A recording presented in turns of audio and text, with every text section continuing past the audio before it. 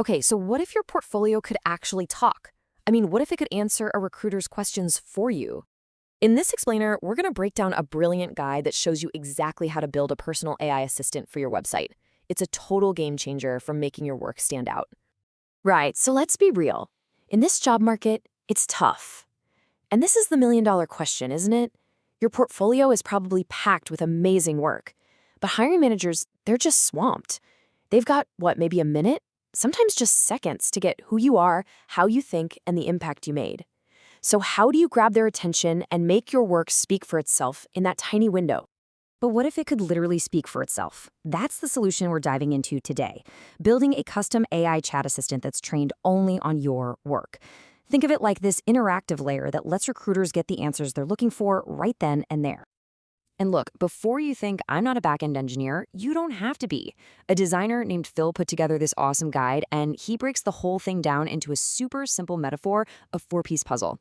It's a really smart way to make a seemingly complex project feel totally doable. Okay, so here are the four pieces of that puzzle. First, you've got your content. That's all the good stuff from your case studies. Second, a database to give that content a home. Third, the AI brain that does the thinking. And fourth, the chat widget itself, the part people actually see and use. We're going to walk through each one step by step. All right, let's jump into the first and, honestly, the most important piece of the puzzle, your content. This is the foundation for the whole system. This is where you teach the AI everything it needs to know to talk about your work accurately. And this is super important. Before you even think about code, this is really a content strategy problem. You have to create what Phil calls a source of truth. It's basically a hand-picked collection of all the best insights, quotes, and summaries from your work. Remember, the AI is only going to be as smart as the data you give it. So when you hear structured data, don't let it scare you. It's actually really simple. We're just talking about organizing your insights into a spreadsheet, with columns for the project name, the type of insight, and the actual content. This is the key step right here. It's how you translate all your awesome research notes into a language the AI can actually understand. Okay, so once you've got that spreadsheet all filled out, you just save it as a CSV file and upload it to a free database service called Supabase. And boom, just like that, with one upload, the first two pieces of our puzzle, the content and the database, are connected. Now it's time to give this thing a brain. All right, next up, we need to connect our database to an actual AI model. This is the middle layer, or what some people call the back end. And I know that word can sound intimidating, but trust me, the way Phil set this up makes it incredibly straightforward. The best part is, you are not building this from scratch. Phil's already created a starter project on GitHub that does all the heavy lifting for you.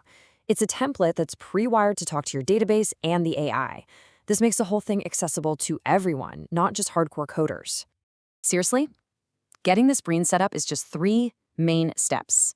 First, you fork, which is just a fancy word for copying, Phil's project on GitHub. Second, you import that project into a free hosting service called Vercel. And third, you just plug in your secret API keys from Supabase and an AI service called Grok. That's it. Your backend is live and running.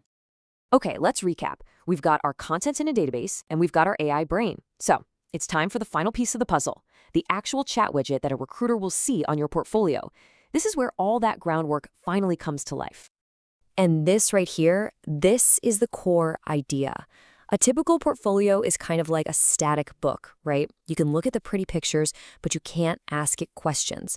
What we're doing is turning your portfolio into an interactive conversation. It's ready 24/7 to answer a recruiter's specific questions about your methods, your research, and the results you got. Now, of course, the user experience of the widget itself is absolutely critical. You don't want something annoying popping up.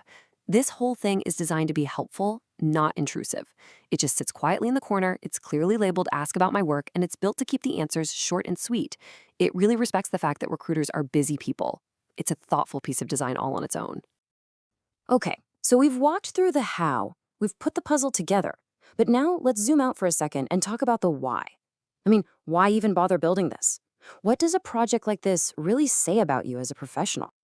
Well, first off, let's talk about the price tag. For a personal portfolio with normal traffic, this entire setup can be run for $0 a month. Yep, zero. The free plans from Superbase, Grok, and Vercel are more than generous enough to handle it. So it's this incredibly high-impact project with basically no financial barrier to entry.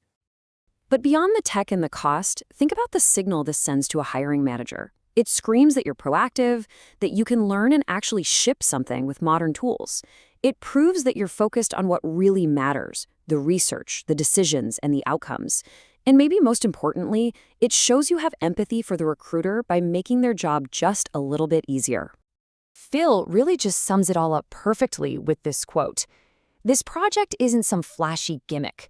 It's a powerful signal. It says, I think clearly, I document my work, and I care about making other people's jobs easier.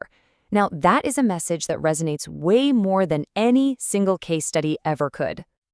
You know, at the end of the day, your portfolio tells a story. It's the story of your skills, your process, your whole professional philosophy. Adding an interactive layer like this just gives you a brand new, dynamic way to tell that story. So the question to leave you with is, what story will your portfolio tell?